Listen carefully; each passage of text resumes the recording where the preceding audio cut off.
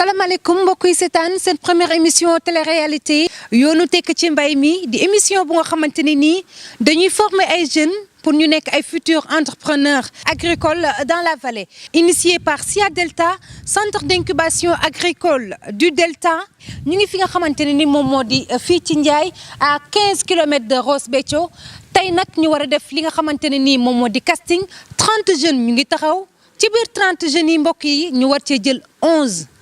mu nekk lu am solo ndax dinañ leen jàngal naka la ñuy bayee dinañ leen jàngal naka la ñuy jiwee ceeb 11 personnes yooyu ñan la dama leen di bàyyi mbokk yi ñu seetaan casting bi ak jeunes yi nga xamante ni jël nañ leen mu nekk lu am solo.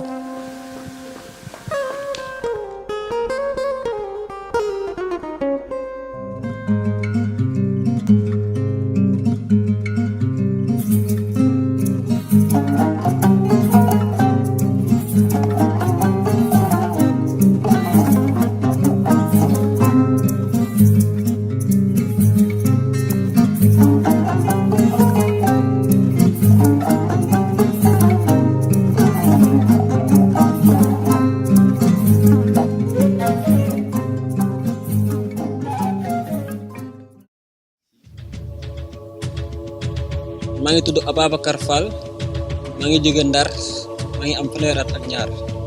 maa ngi tudd Cheikh Sadibou Diop dëkk Sulul am 22 ans. Souleymane Diop dëkk Sulul am 29 ans. maa ngi tudd Mass Diallo maa ngi jóge Ndar j'ai 28 ans. maa ngi tudd Aïda Dramé dëkk Ndar j'ai 28 ans. maa ngi tudd Boubacar Diarra jóge Ross Béthio maa ngi am 24 ans.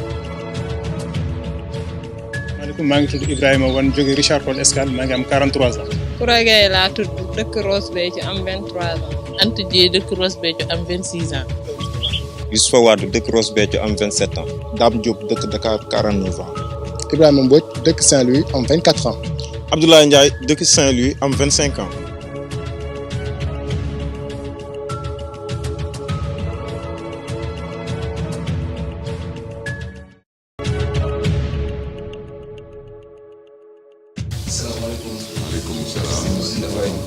sëñ bi na nga def. ça va sant xam nga.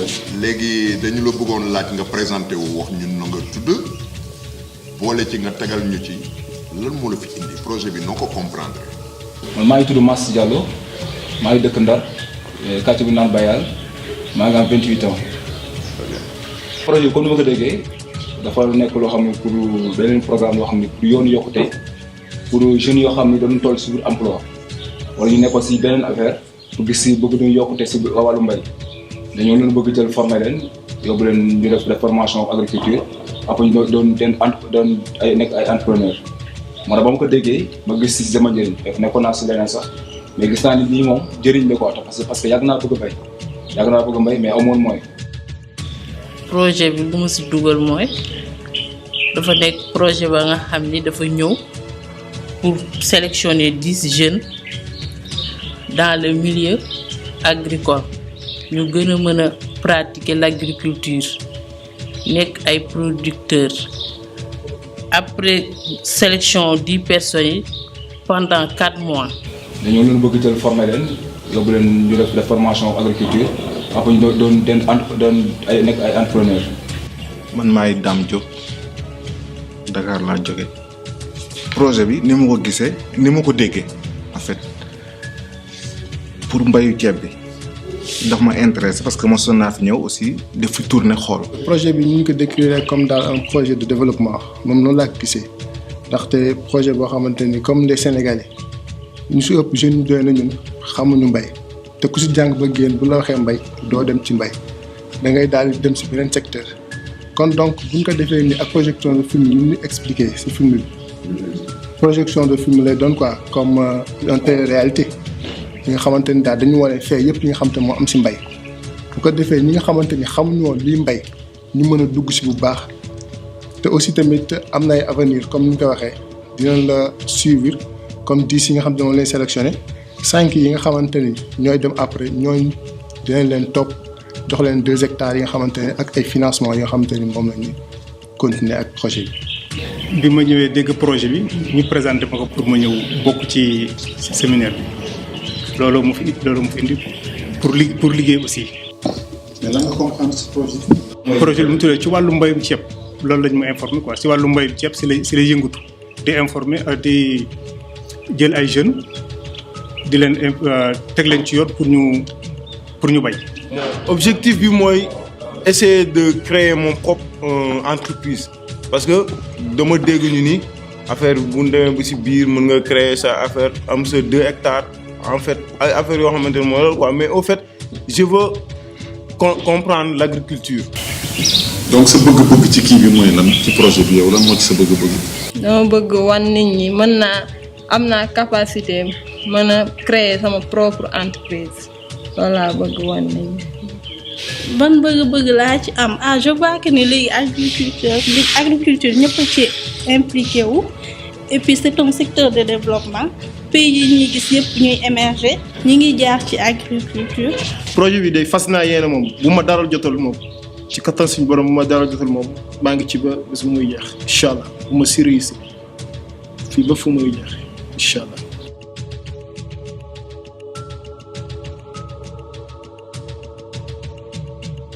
ba fan nga mën a àgg maanaam ci dékku ci liggéey bi ci métit.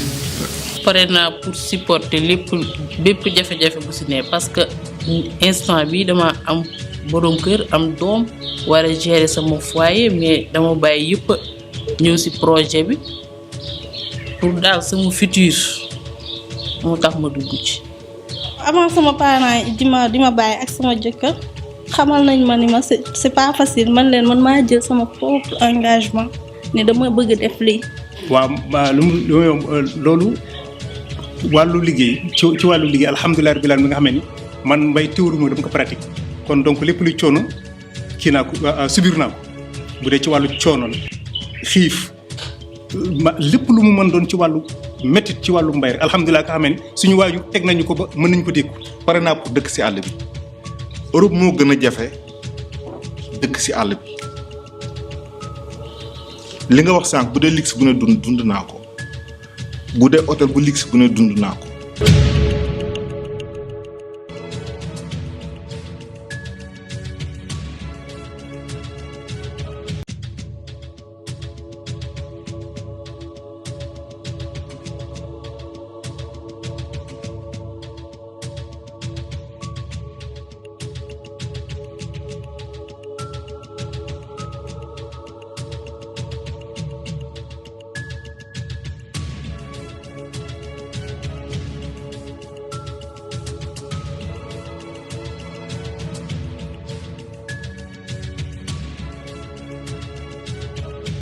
Moi, le candidat qui m'a le plus marqué, c'est Dame Diop, de par son courage, parce que quand même, il a su laisser tout ce qu'il avait en Europe pour venir ici, dans son propre pays, réapprendre, commencer à zéro, pour pouvoir mieux investir.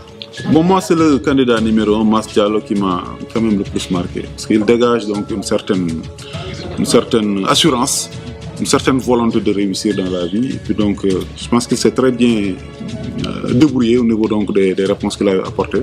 En tout cas, je pense qu'on peut lui faire confiance. Voilà. Moi, c'est le candidat, effectivement, Ibrahim Mbodj, qui m'a marqué. Parce que c'est un garçon qui a un très bon cursus. Il s'est battu, il a fait du tourisme. Il est parti, il a fait des études. Hein? Et donc, franchement, je trouve que c'est, du point de vue profilage, c'est quelqu'un qui a beaucoup de chance, en tout cas, de parvenir au final, à être sélectionné, à mon avis. Hein. C'est Aïda Dramé qui m'a impressionné par la volonté et la maîtrise du sujet. Elle a bien compris le projet et s'est bien défendue et elle a de la volonté pour travailler dans l'agriculture. Voilà, en fait, ce qu'il faut dire par rapport à l'appréciation des candidats, c'est que je me suis appesanti sur deux aspects. C'est sur la compréhension de ce qui les avait amenés à ce casting-là et sur un peu leur ambition personnelle à aller de l'avant, qu'ils ont quelque chose en vie.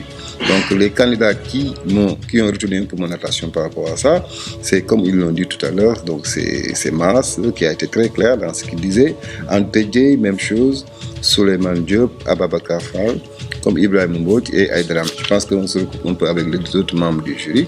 Donc ça, c'est des gens qui sont venus avec déjà une information plus ou moins complète de ce qui allait se passer ici. Donc ça a retiré mon attention. Autre chose qui a retenu aussi mon attention, c'est quelle était un peu leur vision de leur vie future, qu'est-ce qu'ils projetaient un peu de faire, leur projet personnel. Donc les candidats qui se sont prononcés de manière assez claire sur ces éléments, donc c'est toujours Mbodj comme il a dit, il y a Mass Diallo aussi qui est revenu de manière très claire sur ça, il y en a un malheureusement qui n'est pas passé sur d'autres aspects, c'est Abdoulaye Ndiaye, et Koura Gueye aussi a été très clair par rapport à ses ambitions personnelles, ainsi que Souleymane Diop. Voilà.